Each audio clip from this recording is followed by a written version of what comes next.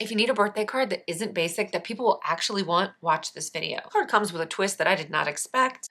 And that's probably why it's an Amazon's Choice product. 5,000 people purchasing it every month and about 4,000 5-star reviews. My sister actually sent this to my son for his 14th birthday, and I was so impressed that I said, hold up, let me do a review. It says, there are many kinds of happiness in the world. Meeting you is the first. That's adorable. Little happy birthday card. This is the front, kind of a semi-gloss. Then you can write something back here, put a picture if you wanted. It's 8 by 6 inches, but I wanted to show you next to a standard stapler so you can get a good look.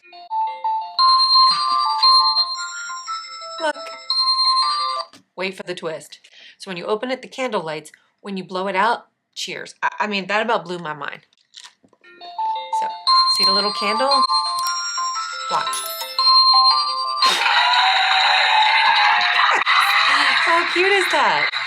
So this is what the design looks like up close. I love that it's kind of unisex colors, so good for a boy, good for a girl.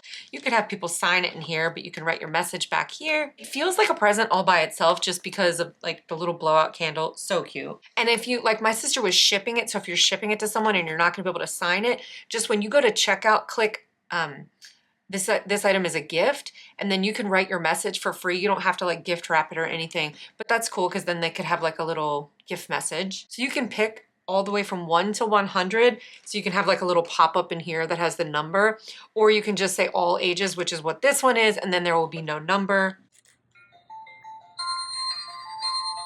That is too cute. What the envelope looks like. It is absolutely beautiful, sort of like a satin type of a feel, and so pretty. It didn't come crushed. We did that. Oopsie. Your friends and family a solid and buy them a card that they will not want to throw in the circular file. All right, that's a wrap. I'll see you in the next one.